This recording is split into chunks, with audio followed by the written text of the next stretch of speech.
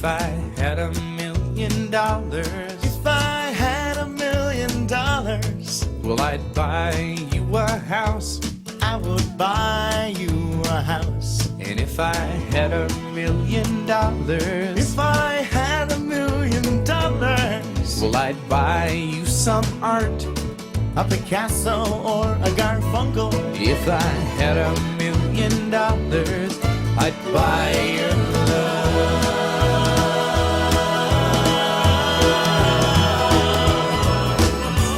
If I had $1 million, if I had $1 million, if I had $1 million,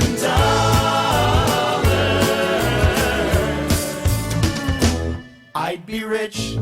My goal in starting the Pan Mass Challenge was, firstly, that my life needed to matter. I wanted to keep my mother's memory alive, and I wanted to see if there were people out there like me who were feeling a need to give back.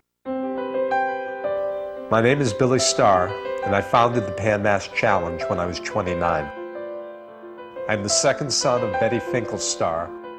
She was born and raised in a luxurious apartment in the Park Avenue area. Unfortunately, her dad lost his money in the stock market. She and my grandmother had nowhere to go, really, except to move into a maid quarters of one of her sisters. Her parents could not afford to send her to college. My grandfather went to Harvard, my grandmother went to University of Vermont, as did all her sisters, and they had only one child, my mother, and she couldn't afford to go to college. She went to work. That's a pretty staggering reversal for a family. Betty Finkel was beautiful. She was a model for the Powers Agency until she met my father, Milton Starr, and then she became my mom.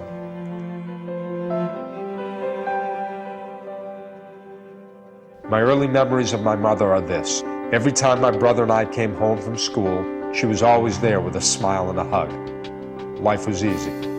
In Billy's eyes, his mom was perfect, and he had the perfect childhood. I describe my childhood as idyllic.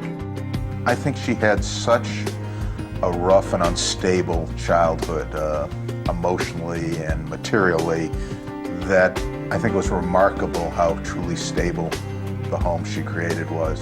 My mother definitely instilled a sense of giving back.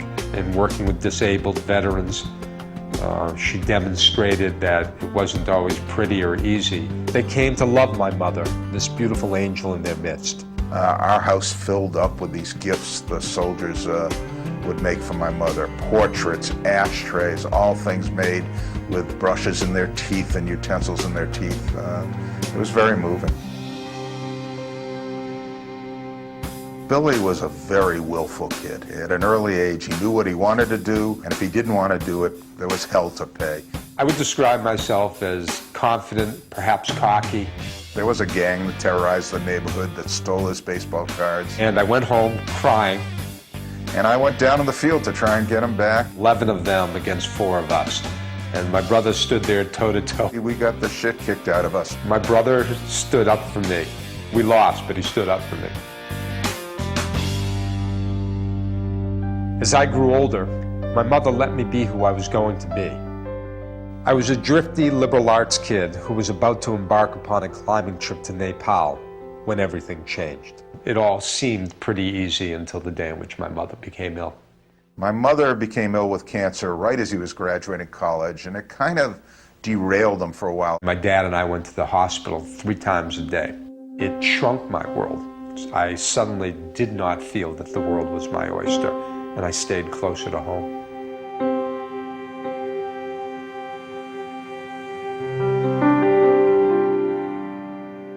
After my mother died, our family unit changed dramatically. Personally, he was foundering a little. I drove a truck, I went back to school, I got a master's degree. I don't think he knew what he wanted. None of it was really soothing my soul and making me feel like this is a calling. He wanted to take and do something to sort of make a gesture on behalf of my mother, on behalf of our other family members who died of cancer. I started the Pan Mass Challenge because I needed to make some sense of my life and because of the loss created when my mother died. It was a bike-a-thon, and the idea was to raise money for the Jimmy Fund and the Dana-Farber Cancer Institute. I supported Billy all the way. I kept saying, this is great, but I never quite saw where it was going. Everyone thought the Pan Mass Challenge in the beginning was a terrific idea, but we didn't view it as necessarily a big idea. It was a grown-up equivalent of the lemonade stands we do as kids for charity. People closer to me were saying, you know, good for you, but grow up, get a job. And in that moment alone, whether it's my nature, I didn't like being told what to do, I said, I'll show you. I can make this big.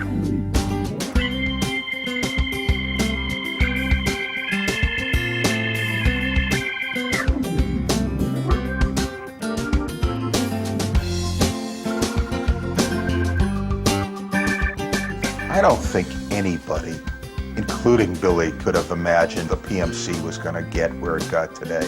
But he, more than anyone, saw the notion that this could grow, that this was tapping in, that everybody had been touched by cancer. I think in creating the Pan Mass Challenge, I was able to recreate this dream of people I love in my world on a regular basis. And in essence, I was recreating the security blanket of my family.